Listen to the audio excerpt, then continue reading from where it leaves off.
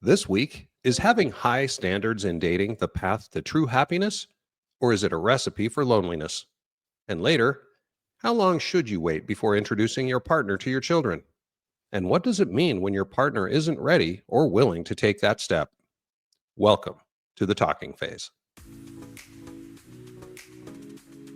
Hello, and welcome to another amazing episode of the Talking Phase podcast. My name is Tom, and I am joined, as always, by the beautiful and talented Pam. Before we get to Pam, I want to tell you a little bit about what's going on in my life. Okay, I'd love to hear that. I had dinner with my kids this week. You know, it's the first time all of us were able to get together since I moved back to Salt Lake, so that was fun. I mean, I've seen them all, but just not as a group, so it was great to get together. What's crazy though is that right about an hour or so before the dinner started, Gage, my one of my sons, one of the twins, called and said, "I broke my foot." And Gage actually winterizes. He actually details boats for a living. I mean, he's in college, so that's what he does for his job to pay for college.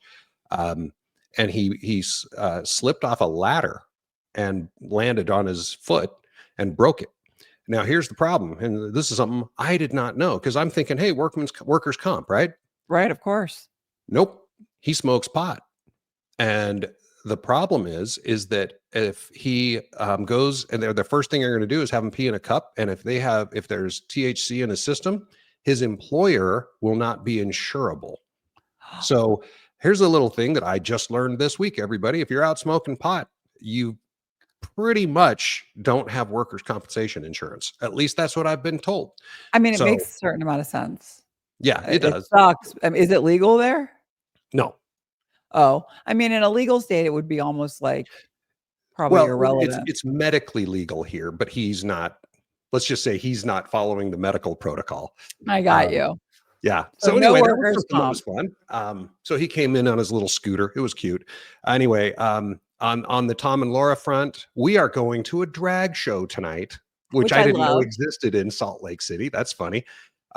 It's called Viva La Diva. And I guess it's a Dolly Parton impersonator. I'm looking forward to it. It's going to be great. I don't love Dolly Parton, so that wouldn't be my favorite. But to me, it's just whatever. We're just going to go have fun. It was so funny. My boss, who is Mormon, I was telling him this, and he shook his head. And he's pretty cool about this stuff. But he shook his head and he goes, "Tom, I think you're going to have to go confess to your bishop after this." He doesn't know. Does he know that you don't do that anymore? Oh, he does. He's just joking. Anyway, bottom line is having a blast in Utah. I had no idea I was going to have this much fun. I'm really having a great time. So I'm really glad that, I'm happy that I moved back, which is seriously, I can't believe I'm saying that. But it's wonderful. On the drag show front, Nikki and I actually went to a drag show a few weeks ago. It was a Christmas themed drag show. We didn't know what to expect. It was like a Grinch drag brunch at a comedy show.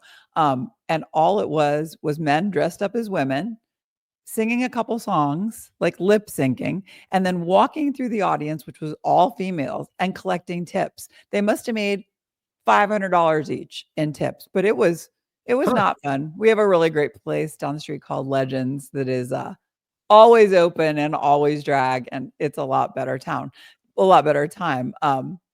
That's awesome. I'm here to tell you right now, I have never dressed in drag, but if someone wants to pay me a whole lot of money to walk around and just collect tips, I'm not too proud to do that. Listen, they were beautiful. Oh, they were so beautiful, but we didn't even know, so we didn't bring any tip money.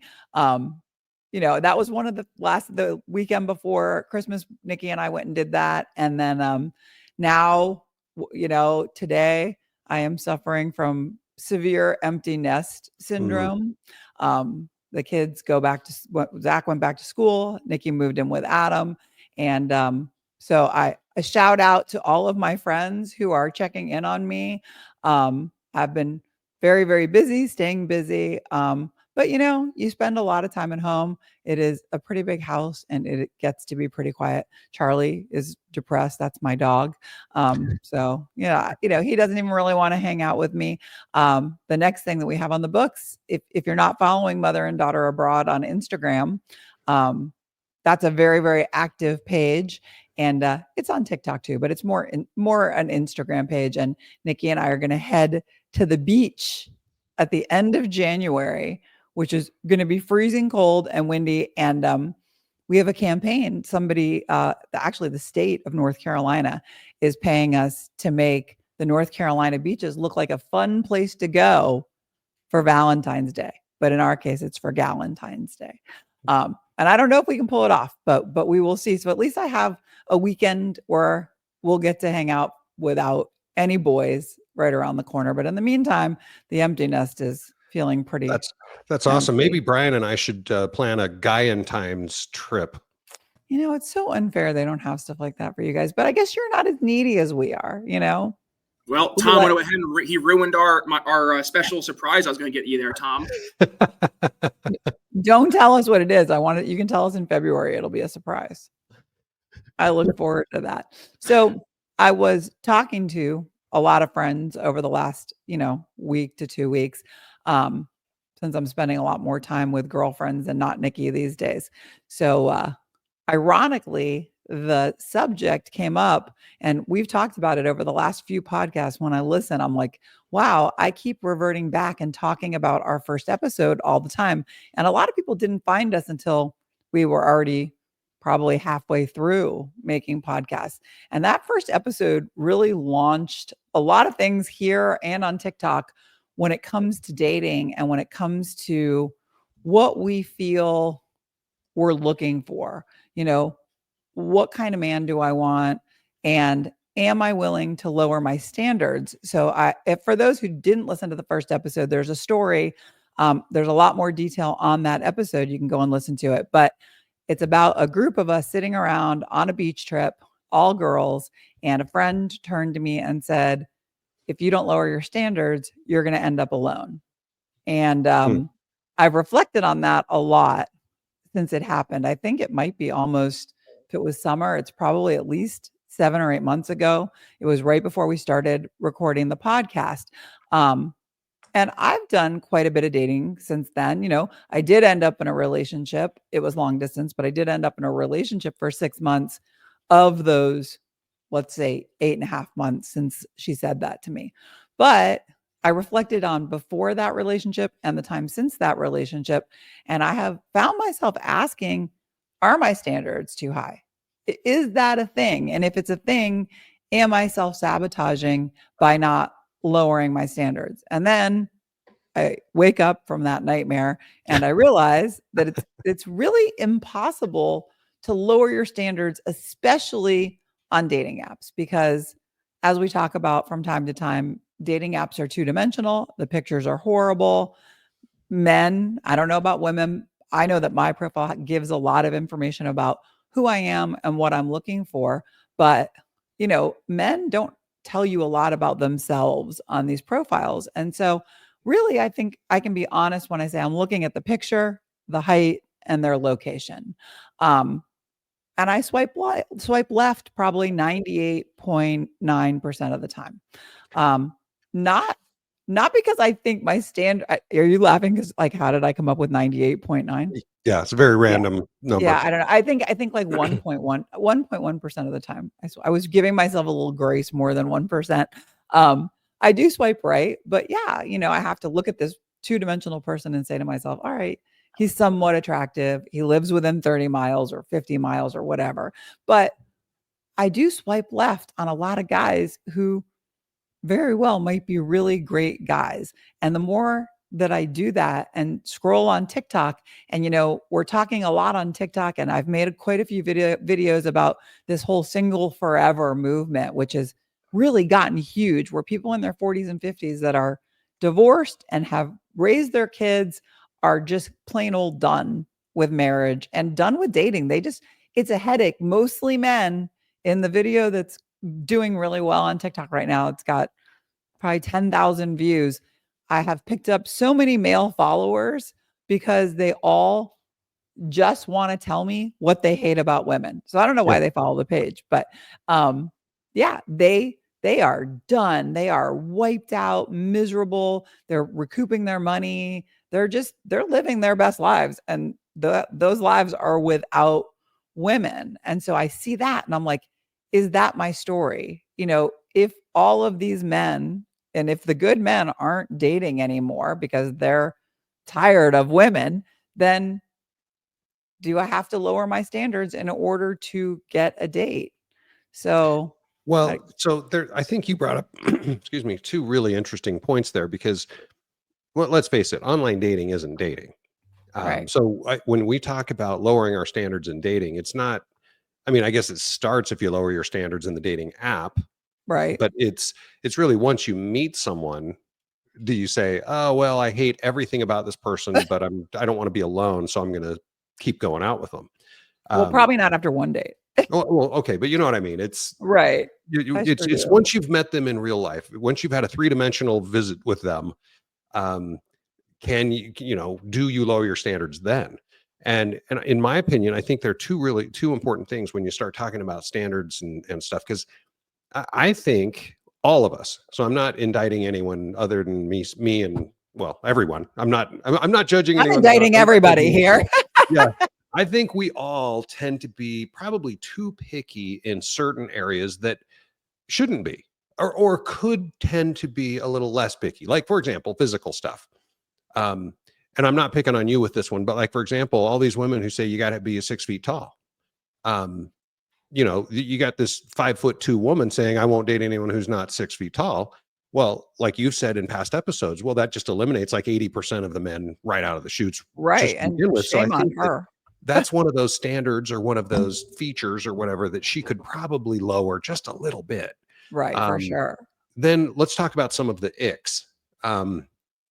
Most of those are just stupid. I'm sorry.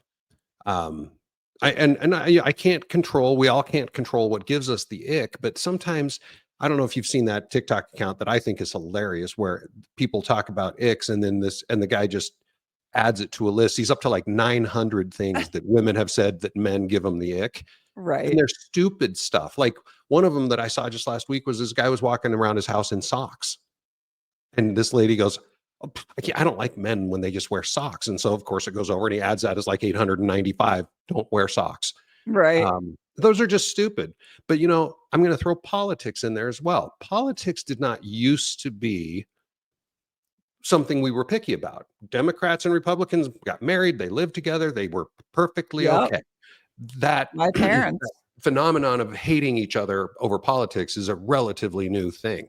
And So also I not think, dating, not being willing to date somebody Mhm. who is not politically aligned. I think in 2024, that's a real thing. That's even a real thing for me. And I have tried to say, and that's not even really lowering my standards. That would just be opening up my horizons, and I can't do it.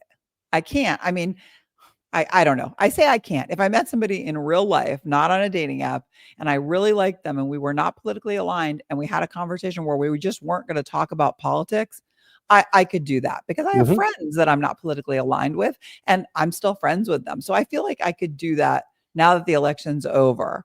But I probably would still say to that person, if things were going terrible, which is going to give away too much, but if things were going terrible in 2025, I'd be like, this is your damn fault. Yep. So, but now I think I've taken politics kind of out of the not an ick, but I think of kind of icks are the same thing as turnoffs. Yeah. In the boomer Gen X generations, we just called them turnoffs. And once you're turned off, it is really hard to get turned on again. It is, but I think that when we talk about some of those things, the physical things, and again, there are physical things that are real. I'm not saying you should date everybody you find unattractive, but there are physical things that we can change and I'm putting air quotes around it. We can change our standards, or we can quote lower our standards, because quite Right, frankly, I sure. think that a lot of those picky items, it's just it's an excuse for being single, veiled behind the idea of saying you have high standards. Or the single forever movement, which I to this day believe that those are just people who got out of a relationship and started dating and wound up not meeting somebody that fit. We all have this idea of what we want. I have this idea of what I want.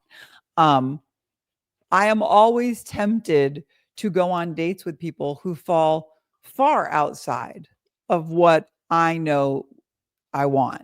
Like if somebody has on their dating app or something, I'm only looking for something casual. So that reads as I'm looking for A hookup. sex. Mhm. But then I'm like, well, maybe we'll go out and we'll get along really well and we won't have sex right away. And by the time we have sex, assuming we have sex, he'll change his mind.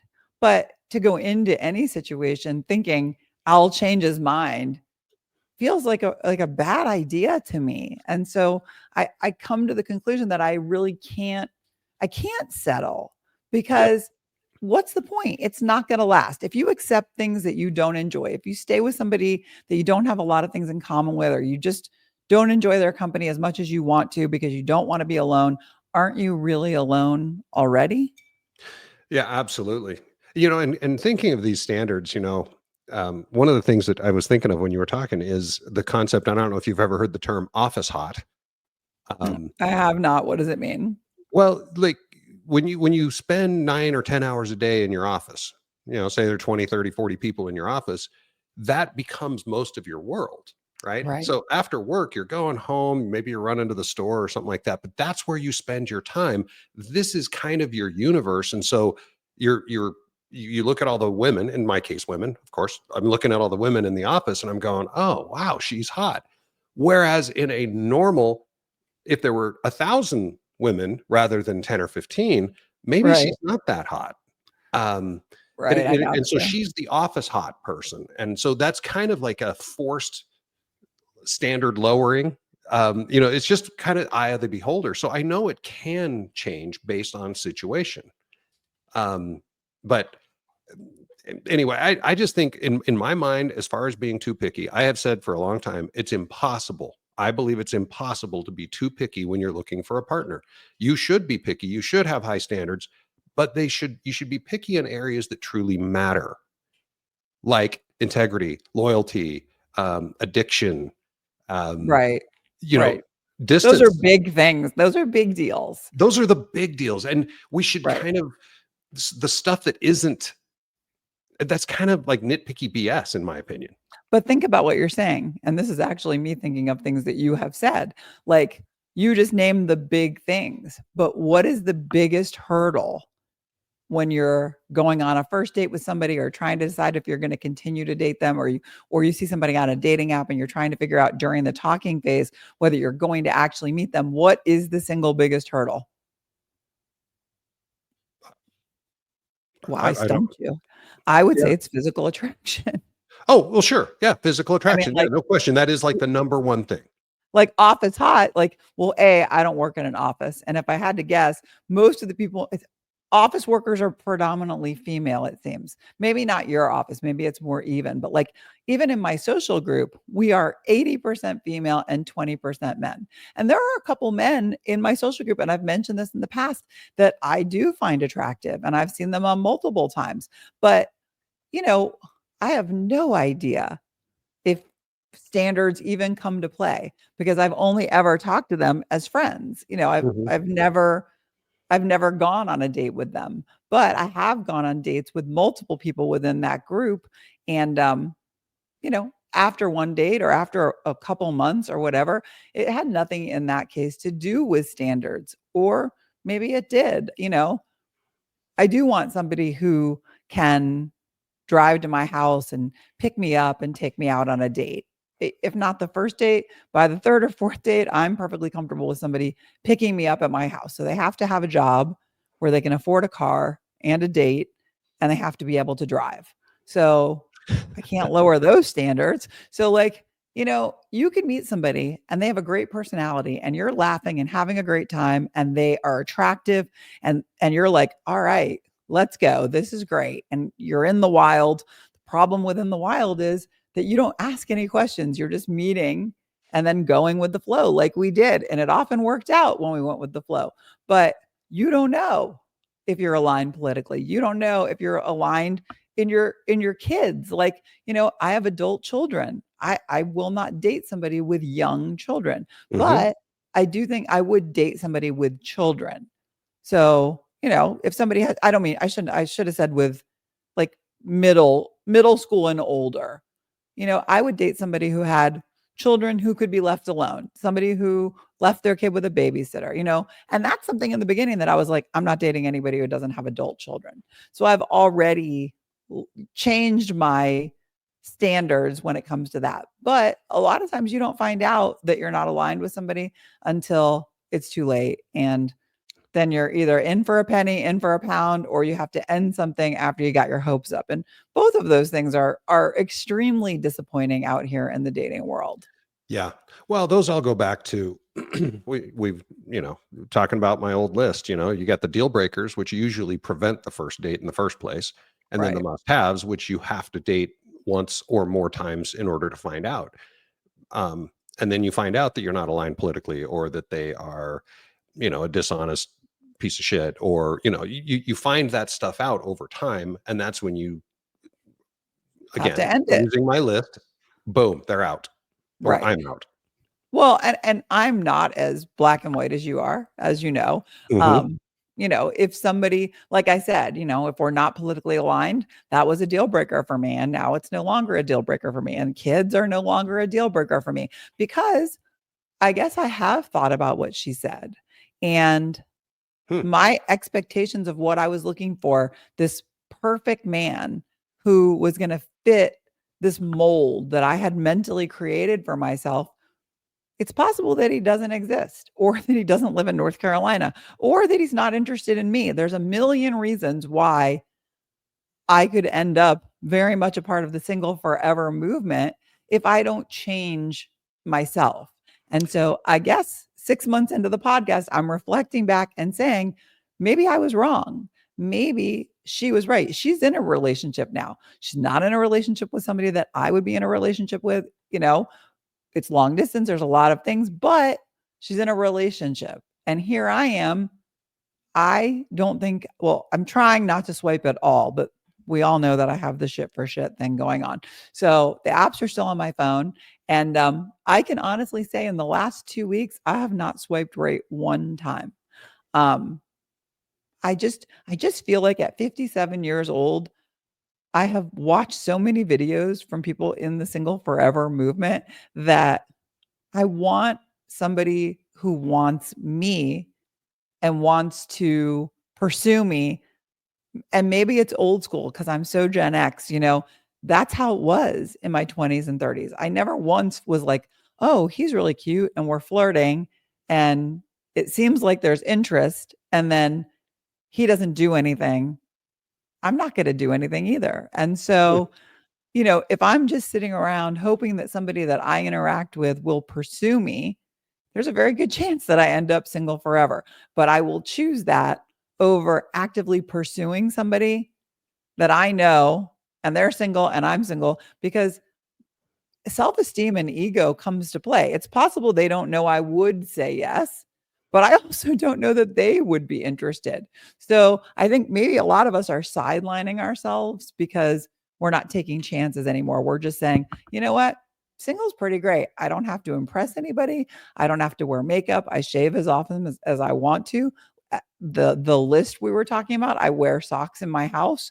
Ick. Um, like, I've talked before about, at night I like to lay on my acupuncture mat and put my LCD light mask on. I think it keeps me young. I think somebody who dated me would appreciate that, but maybe they wouldn't. Maybe they'd be like, what the fuck is wrong with this girl? Like, what kind of hocus pocus is this?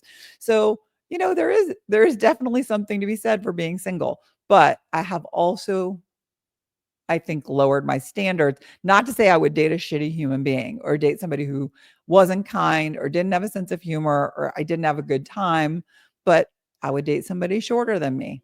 I would date somebody, you know, that had middle-aged children. I've changed in some ways because at the end of the day, I don't want to be single forever. So, and again, we've harkened back to our first episode. I think I told this story on there. I'm just gonna tell it really quick. I back in 1980, it was 1990. It was Valentine's Day, 1990. All of my buddies and we were sitting around on Valentine's night. We thought we were going to go out and have a great time and meet all these girls. And we ended up just sitting in a Hardee's restaurant on Valentine's night, total sausage fest, and one of my friends, Steve, said, I think we just need to lower our standards. And I remember looking directly at him and saying, what? We're talking about, I mean, and we were 21 years old. It's not like we were Right, like right, instantly trying to get married, but it's the same. My mom always said, you marry who you date. right. And I'm like, how can you think that lowering your standards for your potential life partner, and as a Mormon, eternal partner, Mm, um, how can you think that that's a good idea? And by the way, how could you look at this woman after you've lowered your standards for the rest of your life and going, boy, I'm sure glad I lowered my standards enough that we could get together? That just seems mean to both parties, in my opinion. Now, maybe. having said that, this is Tom being a little bit in the gray, which is a little bit of a switch for the two of us. Like I was saying before, I think that there are areas where you can change your expectations without actually lowering standards. So remember, I gave the example earlier of the 5'2" girl who wants a 6-foot man. Well, Right. is she really lowering her standards to say I'm okay with 5'10"? Is that a standard or is that a preference? No, I'm gonna say like Tom would normally say she's just an idiot Yeah. because, you know, women that are my height, I'm 5'11, I'm saying, hey, if a 5'9" guy doesn't have a problem with his self-esteem dating somebody who's taller than him, then why am I going to let it bother me? What if he is the guy that's going to change my life, that's going to Mhm. be a life partner that I'm going to go to Europe next with?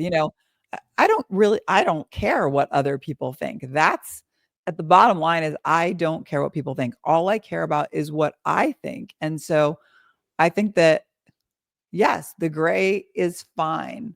If you're dating and you're saying, this is the man that I want, and I'm not going to be in a relationship until I find him, I think that all of the people with that attitude, and even myself when we started the podcast, because that was very much my attitude, I think you are going to end up alone. Granted, I did end up in a relationship with somebody who was very much what on paper, exactly what I thought I was looking for. And so I disagree with her that you have to just accept anybody who comes your way. Anybody you go on a date with gets a second or a third date or can be your next boyfriend. That's ridiculous. But I think that if you're single and you're open and you look at the whole person for who they are and realize that we're not going to find somebody who fits a mold, especially in your 40s or 50s. You're just Mhm. not. I mean, we're not 20 anymore. We don't have our whole lives in front of us. So I know that for me, I'm going to adjust my expectations. I'm not going to lower my standards, but I'm going to adjust those expectations and be more open in the new year. I love that because I was just going to say I think that Tom being the first time in this show that I've become a little bit gray. There are expectations and standards, and I think there are different. And the difference in my brain is if your standards, quote unquote standards, are really nitpicky bullshit, then Right. those aren't standards. Those are just unrealistic expectations. And I don't think that mine were, but I did have a 6 foot cutoff and I did have no kids, unless they were over 18. And things and politics and those things. And so Mhm. I've adjusted those things and probably not well right now because I clearly am really happy single right now. Mhm. The house is empty, but at the same time, I'm kind of enjoying the peace also. And dating is not peaceful. So before I start dating again, I have to be prepared to give up that peace. Yep. I'm with you. I think that's about it on that, right? We're gonna keep our standards high, but keep our expectations realistic. And I hope that helps somebody else out there that's in my predicament. You Yep. can you can write to us at talkingphase@gmail.com and tell us or tell me whether you agree with me. Today's episode that went up, there's already a ton of comments on YouTube. You can also comment on Spotify. But I love reading those comments. I love seeing what other people think. So happy to know what you guys think about me lowering my expectations That'd be great. and moving on to the next. What's our next subject going to be today, Tom? Oh. You've got mail. It's real. Let's come up with something. All right, here we go. Hi, Pam and Tom. I'm a big fan of your show, and I'm hoping that you can help me with something I've been struggling with. I've been Good dating this. luck. Yeah, we can try. I've been dating this great guy for about 6 months now after ending a 20-year marriage. I wasn't sure that I'd ever really feel ready to date again. I know exactly what that feels like. But he's been patient, kind, and everything that I didn't think I'd find after my divorce. The problem is that he's starting to push to meet my kids, and I'm just not ready for that step. My Hmm. kids mean the world to me, and I'm still trying to adjust to how everything has changed for them and for me. I don't want to rush this and risk introducing someone into their lives before I'm sure that it's the right time, which I think is excellent. He says he understands, but I can tell it's starting to bother him. He's hinted that not meeting my kids makes him feel like he's not fully a part of my life. I care about him a lot, but I need to protect my kids and take this at my own pace. Am I being unreasonable? I don't want to lose him, but my priority is my kids. Thanks so much for any advice you can give. I love how your podcast tackles these kind of tough situations. And she signed it, a cautious mom. Wow. That's cool. And by the way, those are great. Thank you for the kind words, cautious mom. I mean, glad you're a fan. Thank you. Thank Glad you. you think our advice is worth listening to. That's kind of crazy. Or entertaining at least. Yeah, exactly. What are your thoughts? You're going to take this? I can because I have been a single mom. I've been a single mom multiple times. So, after my first marriage ended, my daughter was 2, and I got onto dating apps, but they weren't apps at the time. So I guess I got onto dating sites. And so I did a ton of dating. And I had a lot of relationships that were in the 1 to 3 month radius and then just didn't work out. Mhm. And during that time, I did meet my second husband. Um, and we dated for, I'm going to say, probably 3 months. And during that time, he did not pressure me at all to meet Nikki. Um, I wanted him to meet her, but I think that there is a certain amount of guard that is up. We're protective over our kids, and you don't want your child to get invested in somebody unless you know that it's the real deal. So eventually he did meet her. I think it was probably right around the 3 month mark. And did she tell us? Let me go back real quick. Did she say how long they've been 6 months. dating? Um, yeah, 6 she months. didn't tell us how long they've been dating. So 6 I can months. only, she said 6 months. Yep. Been dating Oh, this great guy for 6 months now. I missed it. Okay, so I introduced my ex-husband, my now second ex-husband, to my daughter at 3 months, and it was short. He came to my parents' house and picked me up. He had a really shiny red Corvette. She was at my parents' house. They were babysitting. She was probably what, 3 at the time. Um, and so he met her, and she actually got in the car, and he gave her a ride around the street, and she like adored him from that minute on. So I had to marry him. Like he turned out to be a total loser, but like I married him. No, I'm just saying, I think that it's good to have your guard up, but I think that it's a lot to expect a man who's been dating you 6 months. If you guys are all in and this is a serious relationship, it is definitely time to let him meet your kids. That is my opinion. All right, I have a couple of thoughts and questions because, again, I'm glad that you started this conversation since you have been a single mom. I've been a single dad, Right. and so, I, and I totally get it's different. So I'm not equating those, but here's my question, and I'm taking young children out of this. Okay, if your kids are 3 or 4 years old, please don't even talk to me about this particular subject. I'm talking about people at our age. Okay. Because if you think about this lady got out of a 20-year marriage.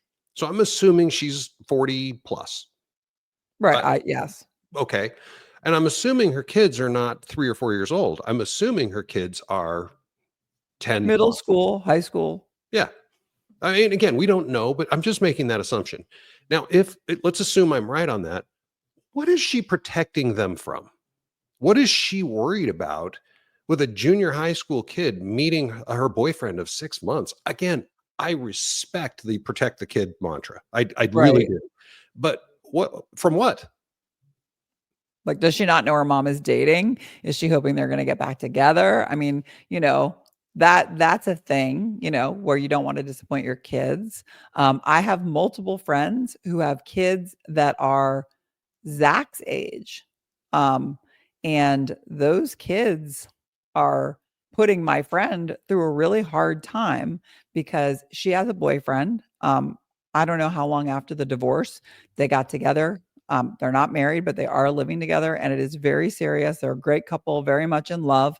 And she has introduced her kids to him, I think very recently, within the last month or two, and they've been together well over a year, but it was her kids who didn't want to meet him because they just weren't ready to accept the fact either that the relationship was truly over, or they were on their dad's side. I don't know the entire situation, but I think a lot of times you're scared of what the repercussions might be if you introduce your children to a man and it gets back to your ex. How is that going to affect your you're raising your children with this man? You're stuck. We're stuck. You've been there too. When you're divorced, you have to co-parent. Look at what I'm going through with Zach's dad. So, we were friends for 4+ years after our divorce, and he met somebody and within 24 hours cut off all communication with me. And now we have an impossible time trying to communicate. We're not communicating. So my poor son, who's a full-time student, his dad is supposed to help him with certain bills, but because we don't have any relationship now, because he will not speak to me for no reason whatsoever, my son is thrown into turmoil. So that's the result of him meeting somebody and deciding overnight, you know what? I don't need this relationship anymore, and so I'm not going to talk to you ever again. So when you're talking about your kids, it's so complicated.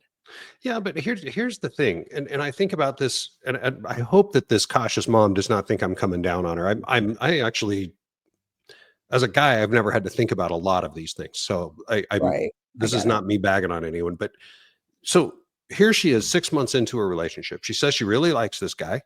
She's been divorced for, well, I don't know how long, at least 6 months. Right. And again, we don't know how old her kids are, but I'm assuming low to mid teens. But here she is 6 months into this. Let's say she waits another 6 months. Okay. She's got a 12-month rule or something. So she's the 12 months into this relationship. She really likes this guy. She introduces her kids and they hate his guts. Oh, What is she going to do? What choice does she have? no, it's a great question. And now she's been emotionally invested in a relationship for a year to this guy who she really likes and who's been so patient and nice and all the other stuff that she said in her email. Right. And now she's put herself in a really shitty dilemma where she's going to have to choose between her and her kids, where obviously between him and her kids, obviously she's going to choose her children, or at least I sure hope so. Well, it sounds like it based on this letter, but I have thoughts on that. So, but then the last question is, doesn't that make it, shouldn't you get that part of it out of the way as soon as you can? I'm not saying like day one. I'm saying at some point, isn't it easier to make sure your kids at least like him as a human being? Maybe they're not going to accept him as their stepdad or anything else right away, but at least they don't run screaming from the room. That way you don't invest a full year of your life before you have to dump him. or his, right. Right. Yeah. You know what, I think once you've DTR'd, once you've defined the relationship and it's just the two of you, you're in a serious relationship, and that the other person is open to long-term, whether that's living together, getting married, whatever they've decided. Once you're there, it's time to introduce your kids, because, you said you hope that she would choose her kids over the man. But if you were dating a woman in this situation, how would you feel about a woman who had been dating you 6 months and then met the kids, and they don't like you because they're never going to like you because they love their dad and they think that you're going to keep them from getting back together. So would you expect that woman to then end the relationship with you? Because that basically means she would be single forever. Yes. Okay. So And I by the know, way, if she said, fuck those kids, right. I want to be with you, I would lose a ton of respect and I probably wouldn't want to be with her. I'm really on the fence in this scenario. I'm on the fence because I don't know the backstory. But I'm wondering what her life looks like if she has the kind of kids who don't want her to ever be with somebody else. Does that mean what I just said? She has to remain single for, is that really the correct choice to make, is to let your kids decide whether you're ever going to be able to be in a relationship again. Because they're not judging the man, they're judging the situation. Well, I guess it depends on the age. I guess I should have qualified that. Again, I'm thinking about her, and I've kind of in my mind painted the picture that these kids are somewhere between 12 and 18. Me too. But I'm if- saying that age, that I have had kids that age, as have you, they can be very stubborn if Mhm. they don't want one of their parents to date or either of their parents to date. I'm here to tell you that I think that most men would date in spite of what their kids wanted. They're not married anymore. They don't want to be celibate. They're going to date. So I'm not sure it's fair that she shouldn't date because her kids don't want her to date. Or, yes, from our second or third episode that I do think that your kids should be prioritized in a relationship. Your kids, are up there at the very top. But if your kids are just spoiled brats who would rather parent trap you or have you be miserable and, Mhm. sit home every weekend wishing you could be dating because they're not going to accept any man but their dad, I'm not sure she should pick her kids in that situation. Well, and again, I think it's that because they're that in my brain, in our brains, 12 to 18. If they were in their 20s, yeah, fuck that. I mean, you'll get over it. But when you're in junior high, you need your mom, you need your dad. Yeah, I think there's something to be said for that. Now, like you said, spoiled brats, but still, um, I feel like to me, this is like we're on the opposite sides of what we would normally be. I think I so feel too. I feel like you would be saying you need to prioritize the relationship. You've been in this relationship for 6 months. This man has given her 6 months. He wants to meet her kids. She's still saying no. So there's a reason that she fears this happening. I don't know what it is. Maybe the relationship won't work out. Maybe she's not sure of him. Maybe her kids are rotten. But I know she's listening to this podcast because I've emailed her that we're reading her letter today. And I'm here to tell you, and for other people in this situation too, this is another case of I would love to hear your opinions on this situation because we're on very different sides of this. I really feel like if her kids are teenagers or teenagers and they just don't want her to date, which is what it sounds like we're talking about, then I don't know that she should not date to make her kids happy. Well, well, She doesn't have to keep spend in time mind, with them together. but again, if you read her email, it says very clearly he feels like he's not fully a part of her life. So Right. whether it's spoiling them to help her, it's still hurting him. That's It why is. that's for me. It's like, look, if we're together, we're together. And it doesn't mean that I'm going to replace their dad. That's not what I'm saying. But the two of us are together, and part of your life that you just keep completely separate. That there's something wrong there. That to me, that's why I was so blunt earlier and said, yeah, no, I'd leave. I would get out of that relationship. Right. No, I agree 100% that she needs to introduce them to him, but I don't if her fear is based on them not liking him, it takes a long time to know whether you're going to like somebody or not. If she's just scared because she knows they're not going to accept her dating somebody and she doesn't want to lose this guy sounds great. Like I'm putting myself in her shoes and, I have 2 kids. Um Zach was 18 when Chris and I divorced. And so he was an 18-year-old and he didn't care if I Mhm. dated or not. But if he had said, listen, I don't want you to date, I just, I'm not comfortable with it. I can't say that I would have been like, all right, well, I'll just hang out at home and you go have a great time with your friends. Sure. I don't know. I just feel like there's a bigger conversation here that she needs to have with him and maybe with her kids and I, let them I know that. I agree, but I just think, and again, I'm not going to tell her how to parent her children, and I'm not going to make fun of her being extra cautious or anything like that. But No, absolutely not. I think it's 6 months. You've got a good guy. He's been patient. Right. And the reason he wants to meet your kids, it's not because he wants to take over. It's because he wants to be part of your life. Right. He He probably wants doesn't to feel know like it's as you. serious. It's probably doesn't feel as serious that she has a whole separate life that he's not a part of. So Yeah. shit her get off the pot. I'm There you go. sorry. Perfect Shit her get advice. off the pot. And then you have to decide if they don't want you to date him. I say you should still date him because you really like him. I, that's what I would do. But And I think I'm a great mom. If you ask my kids, they'll tell you I'm a great mom. I think I'm a great mom. Let And me they're the pat only myself, ones that matter. It pat doesn't myself matter on the what back. anybody else thinks.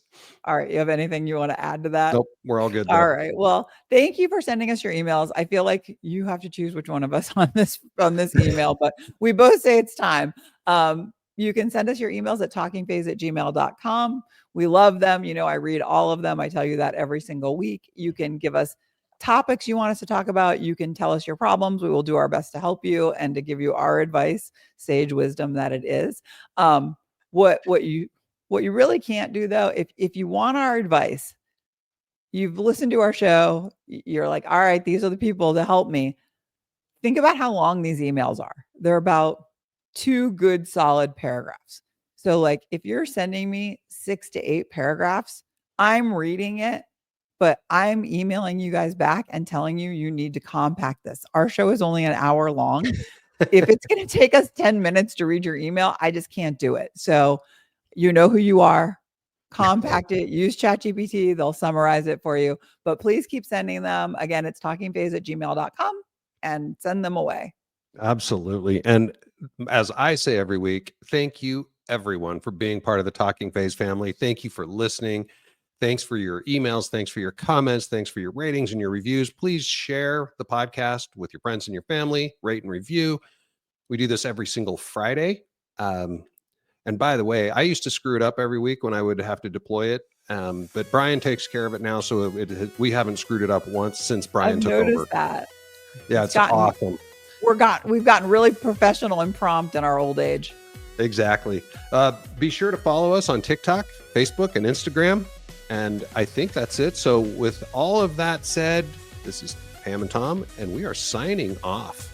I hope you guys have a great day, a great month. I hope that your New Year's resolutions are sticking, and we'll see you real soon.